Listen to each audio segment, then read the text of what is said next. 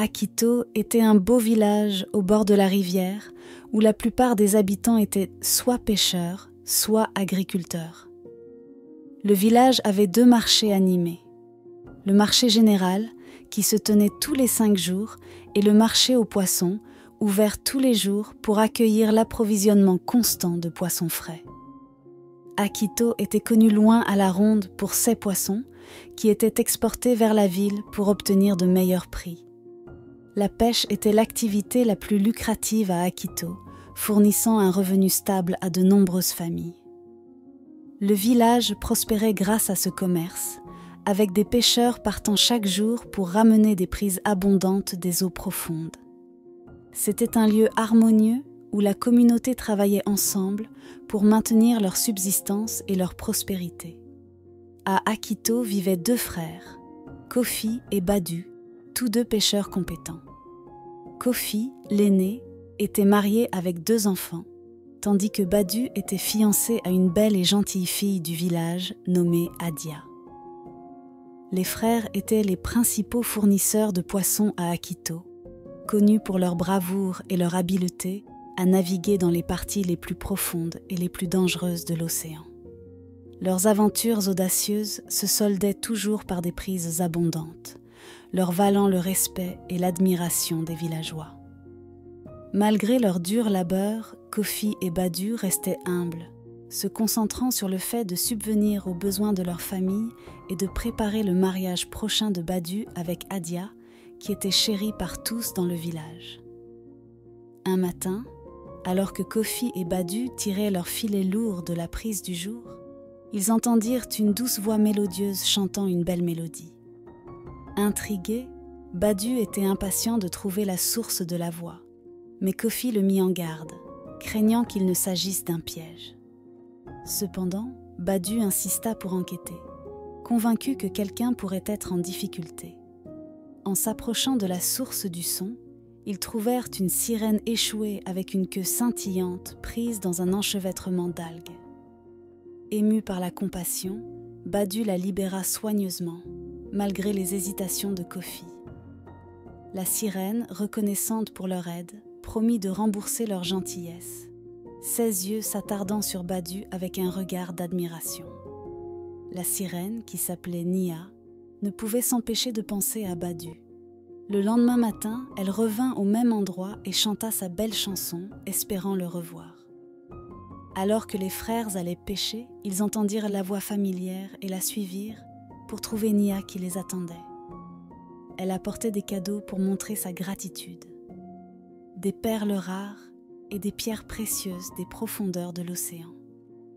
Badu était captivé par la beauté et la gentillesse de Nia, tandis que Kofi restait méfiant mais acceptait les cadeaux. Nia se présenta formellement et Badu ne pouvait cacher sa fascination. Avant de partir, Nia chuchota à Badu de la rencontrer le lendemain à la même heure, et il accepta avec empressement. Badu et Nia commencèrent à se rencontrer secrètement chaque jour. Leur lien se renforçait à chaque rencontre, et Nia apportait toujours des cadeaux précieux de l'océan. Badu, envoûté par Nia, cessa de se concentrer sur ses devoirs de pêcheur et négligea ses fiançailles avec Adia. Il devint obsédé par la richesse que Nia lui fournissait, se convainquant qu'il n'avait plus besoin de pêcher. Les rencontres quotidiennes remplissaient le cœur de Badu d'excitation et de cupidité, car il prévoyait de vendre les cadeaux et de devenir riche. Pendant ce temps, Kofi remarquait le changement de comportement de son frère et le mettait en garde contre les dangers d'abandonner ses responsabilités et les conséquences potentielles de sa nouvelle obsession. La nouvelle richesse de Badu, grâce aux cadeaux de Nia, changea sa vie. Il cessa complètement de pêcher, se reposant sur les trésors que Nia lui apportait. Sa maison se remplissait de perles rares et de pierres précieuses, et il envisageait un avenir de luxe. Badu négligeait ses devoirs, laissant Kofi pêcher seul. Ses fiançailles avec Adia en souffraient alors qu'il devenait consumé par la cupidité. Malgré les avertissements de Kofi, Badu ne voyait pas au-delà de son obsession. Les cadeaux de Nia le faisaient se sentir invincible, et il croyait pouvoir maintenir cette richesse sans conséquence. Cependant, Kofi restait préoccupé, sentant que la cupidité de Badu finirait par causer sa chute et apporter des ennuis à leur famille. Kofi, inquiet de l'obsession croissante de Badu pour les cadeaux de Nia, décida de l'affronter. « Badu, tu te perds !» l'avertit-il. « Ces cadeaux peuvent t'apporter une joie temporaire, mais ils ne peuvent remplacer tes devoirs ou ton amour pour Adia. » Badu rejeta les préoccupations de son frère, aveuglé par la richesse et le luxe dont il jouissait maintenant. « J'ai tout ce dont j'ai besoin, » répondit-il. « Pourquoi devrais-je m'inquiéter de la pêche ou d'Adia alors que j'ai Nia et ses cadeaux ?» Kofi, voyant l'entêtement de son frère, ne pouvait qu'espérer que Badu réaliserait son erreur avant qu'il ne soit trop tard. Il continua à pêcher seul, craignant les conséquences des actions de Badu. Les amis de Nia remarquèrent le changement dans son comportement et les rencontres secrètes avec Badu. Curieuses et envieuses, elles décidèrent de voir l'humain par elles-mêmes. Lorsqu'elles virent Badu, elles furent captivées par son charme et décidèrent de gagner son affection avec des cadeaux encore plus extravagants. Badu, poussé par la cupidité, accueillit leur attention et la richesse supplémentaire. Il gérait plusieurs rencontres secrètes, chacune lui apportant plus de trésors. Les avertissements de Kofi étaient ignorés et la relation de Badu avec Adia continuait de se détériorer. Les sirènes, ignorant l'implication des autres avec Badu, le couvraient de cadeaux, alimentant encore plus sa cupidité et le conduisant sur un chemin dangereux. La cupidité de Badu devint incontrôlable. Il ne voyait plus les sirènes comme des amis, mais comme des sources de richesse.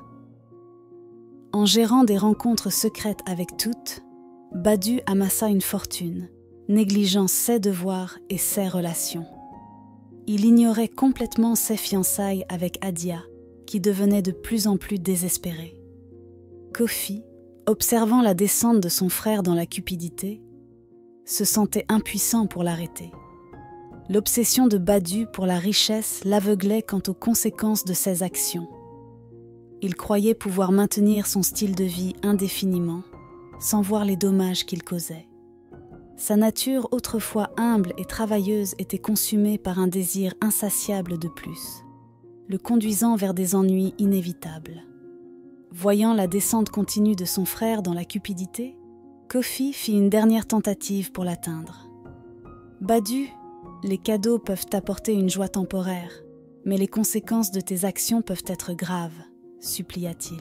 « Souviens-toi de l'harmonie que nous partagions autrefois avec l'océan et ne laisse pas tes désirs obscurcir ton jugement. » Badu, cependant, resta insensible, son appétit insatiable pour plus l'aveuglant aux paroles de Kofi. « Je sais ce que je fais, frère. Ne t'inquiète pas pour moi, » répondit-il.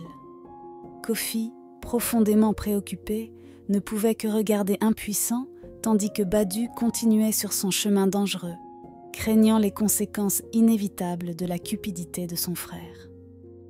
Un jour, en nageant dans l'océan, Nia vit Badu avec son amie Zara.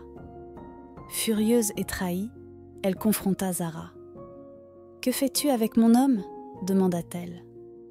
Zara, imperturbable, répondit « Pourquoi devrais-tu l'avoir tout à toi ? Je l'aime aussi. » La confrontation s'intensifia et Nia réalisa que beaucoup de ses amis étaient impliqués avec Badu. Le cœur brisé et en colère, Nia convoqua une réunion avec ses amis pour discuter de la situation. Elles avouèrent avoir des relations avec Badu, ce qui mena à une querelle amère entre elles. Les sirènes autrefois paisibles devinrent divisées, leur amitié brisée par la jalousie et la trahison. La nouvelle de la querelle des sirènes parvint à la reine de l'océan. Déçue par leur comportement, elle convoqua toutes les sirènes impliquées avec Badu. Elles se rassemblèrent autour d'elle, craignant son jugement. Nia expliqua comment elle avait présenté Badu à ses amis, seulement pour être trahie par elle. La reine écouta patiemment, puis parla sévèrement. « Je vous ai toujours dit de rester loin des humains. Ils ne vous apporteront que de la tristesse. Bien que certains humains soient bons, beaucoup sont poussés par la cupidité. Vous vous êtes battus entre vous et avez perdu votre harmonie à cause d'un seul homme. Maintenant, il est temps de décider de son sort et de rétablir l'équilibre. » La reine s'adressa aux sirènes sévèrement. « L'homme pour lequel vous vous battez n'aime aucune d'entre vous. Il est poussé par la cupidité et vous a utilisé pour son gain. Vous devez comprendre que l'affection véritable ne peut être achetée avec des cadeaux. Pour rétablir l'équilibre, vous devez le punir mais épargner le village.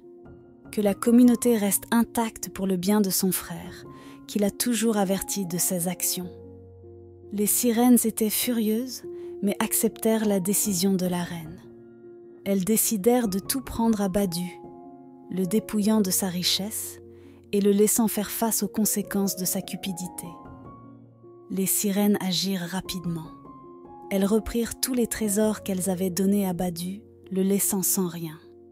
Elles décidèrent également de l'affliger d'une maladie incurable, s'assurant qu'il souffrirait pour le reste de sa vie.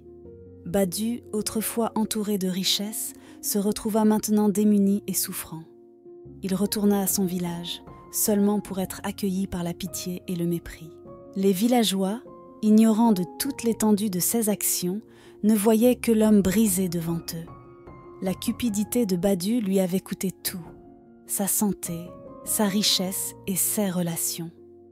Il réalisa trop tard les conséquences de son désir insatiable de plus. Nia, toujours amoureuse de Badu malgré sa trahison, ne pouvait supporter de le voir souffrir. Elle supplia les autres sirènes pour obtenir sa clémence. « Nous l'avons assez puni, » dit-elle. « Épargnons sa vie, il a appris sa leçon. » Les sirènes, émues par la supplication de Nia, acceptèrent de laisser Badu vivre, mais reprirent tout ce qu'elle lui avait donné. Badu, désormais l'ombre de lui-même, fut laissé pour réfléchir à ses actions. L'amour de Nia pour lui demeurait, mais elle ne pouvait rester avec lui. Elle retourna à l'océan, laissant Badu affronter seul les conséquences de sa cupidité. Badu retourna au village, brisé et démuni. Il fut rejeté par beaucoup de ceux qui l'admiraient autrefois, et sa santé continuait de se détériorer à cause de la malédiction des sirènes. Il réalisa que sa cupidité lui avait coûté tout ce qu'il tenait à cœur. Adia, le cœur brisé par sa trahison, continua sa vie, trouvant du réconfort auprès de sa famille et de ses amis.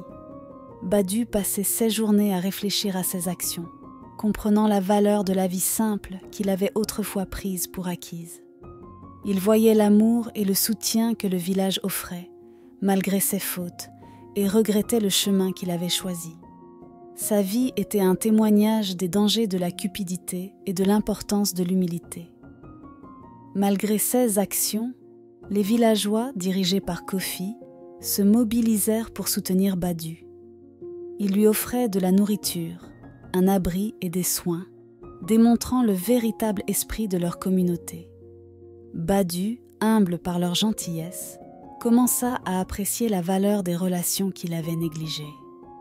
Il voyait la force de l'unité du village et l'amour qu'ils partageaient.